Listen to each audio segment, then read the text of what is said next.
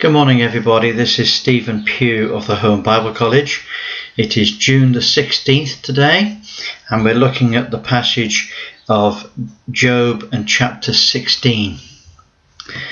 Job complains again. Now, these complaints, we tend to use the word complaint to mean something that's an unpleasant thing. Well, it's not very pleasant to make a complaint. Perhaps it would be better to say Job protests again. You see, that's the point. He's protesting at the things that are said to him. In verse 1 and verse 2 it says, I have heard many such things. Miserable comforters are you all. You see, this is where we get the idea of Job's comforters from. A comforter doesn't necessarily mean somebody who's supposed to bring you good tidings. It means somebody that comes to you to give you sound advice, somebody that comes to give you help, someone that comes to help you to think aright and to understand your situation. He says, shall vain words have an end? In other words, when are you going to stop? And what makes you bold enough to answer me in all these matters? I also could speak just the same as you do to me. If your soul were in my place, if you were in my position, then I could say exactly the same things to you. I could heap words up against you and shake my head at you. But I would strengthen you. I would rather strengthen you with my words, and the moving of my lips should cause your grief to become less. You see, Job had a true heart. He believed that his ministry was to bring peace of mind and to bring understanding and to alleviate the grief of the people that he would counsel. But he says, he hath made me weary, and you have made me desolate of all company. He says, I don't even want to listen to you anymore. He said, I would rather be by myself. You've made me desolate of all my company. And you have filled me with wrinkles, which is a witness against me, and my leanness riseth up in me. It beareth witness to my face. He tears me in his wrath. Who hateth me? He gnasheth upon me with his teeth. Mine enemy sharpeneth his eyes upon me. They have gaped upon me with their mouth. They have smitten me upon the cheek reproachfully. They have gathered themselves together unto me. God hath delivered me to the ungodly, and turned me over into the hands of the wicked. He's in a terrible state, isn't he? I was at ease. You see, I was in a situation in which I had comfort and I had everything about me, but he has broken me in pieces. He has taken me by my neck and shaken me to pieces. He has put me as a target, and his archers surround me. He cuts me in two. He doesn't spare. He pours out my gall upon the ground. He breaketh me with breach upon breach. He runneth upon me like a giant. He's like a giant that's like a sledgehammer. He has smashed me. He smashed me. I have sown sackcloth upon my skin and defiled my horn in the dust. My face is foul from weeping. My eyelids are like the shadow of death. His eyelids are black. Not for any injustice in my hands. And also my prayer is pure. He says, these things haven't come upon me because I've been unjust. Because I haven't. I've been faithful and just. He said, and these things haven't come upon me because my prayers are impure. No, my prayers are pure. You see, in all of this difficulty, in all of this suffering, there's one thing about Job, is that he maintains his clear thinking. he can still think correctly.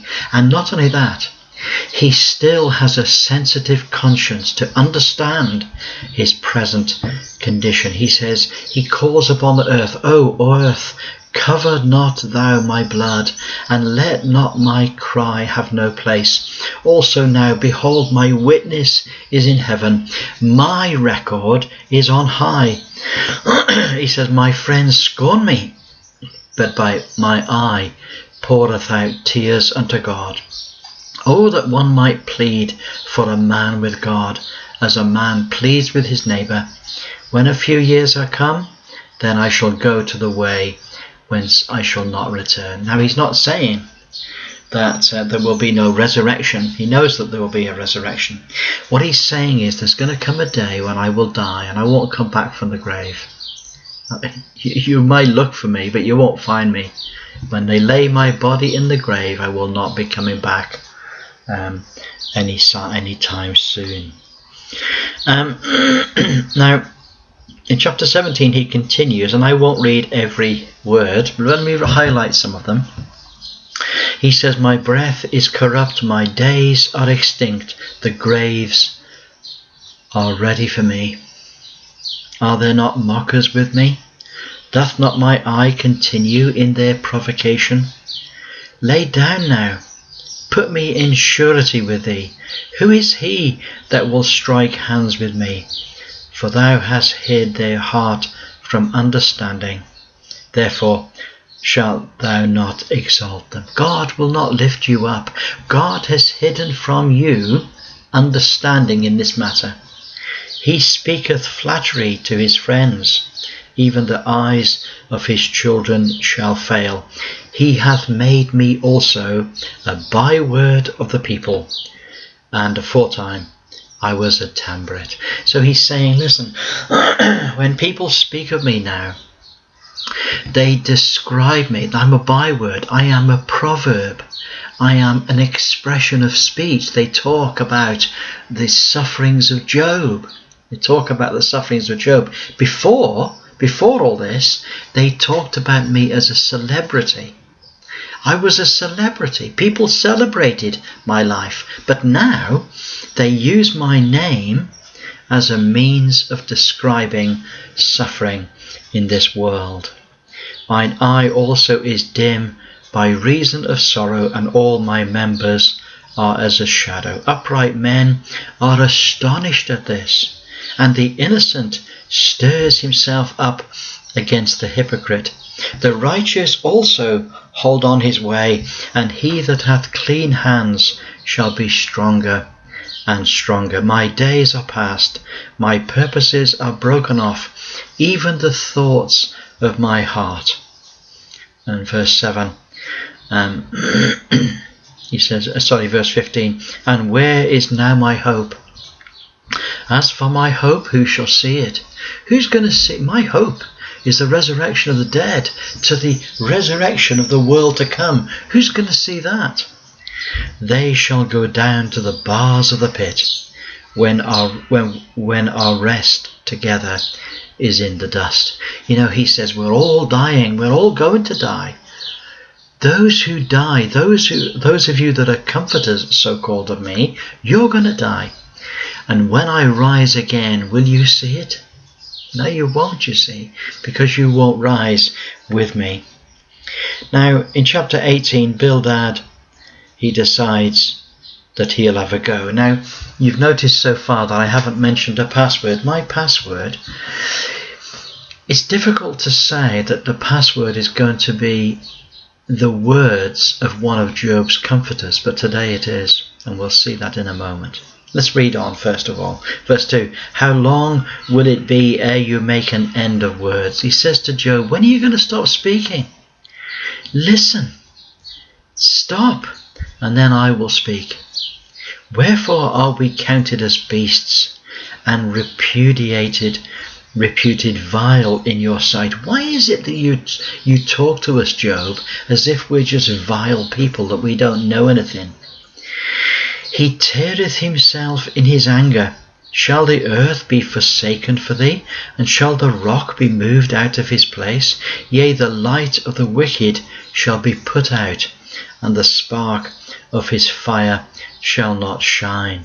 Verse 8, for he is cast into a net by his own feet.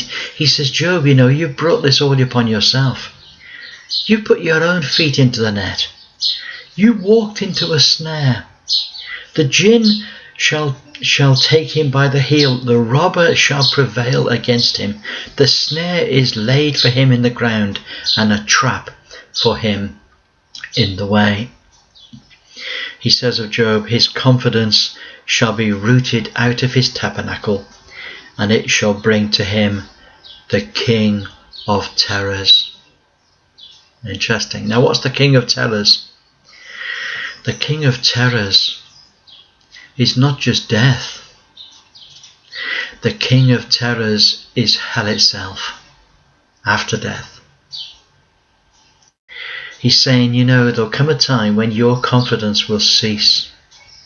You won't talk like this anymore, Job. You will be terrified. Terrified.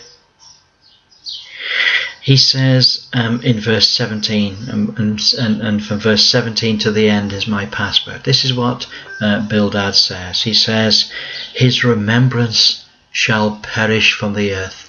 He says, Job, there will come a day when no one will ever remember you that's alive in the world.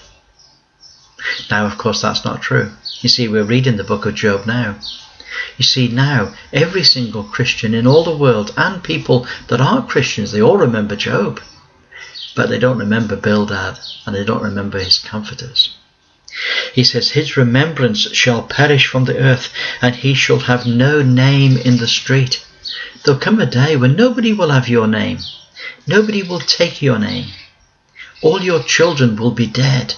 There'll never be any descendants of yours that will have your name. He will be driven from light into darkness and chased out of the world. He shall neither have son or nephew among his people, nor any remaining in his dwellings. He says, your house will stand empty. The problem is, Job, you don't see that, but your house will stand empty. You'll have no children to follow you. You won't have a son or a nephew among the children of among your people. So it's not the children of Israel. This is way before Israel. And they shall come after him. They that come after him shall be astonished at his day, as they that went before were affrighted. Surely such are the dwellings of the wicked, and this is the place of him that knoweth not God. Now this is something that Job himself could have said. He could have said, the problem with the wicked is that God will judge them, and he will destroy them so thoroughly that their children will never exist in the world. That's what Job himself could have said. Of course, it's Bildad the Shuhite speaking to Job. What Bildad the Shuhite doesn't realize is that he's speaking these things which are a warning to the wicked, but he's saying it to a righteous man. That's the point. And that's what's wrong about it. That's what Bildad has got wrong. And so we're moving on through this book. This book is hard. This book is a long battle of minds between a righteous man who knows that he's living righteously before his God and wicked men who surround him and tell him that he has forsaken the Lord. Well, God bless you. Have a wonderful day, and look forward to speaking to you again tomorrow. Bye for now.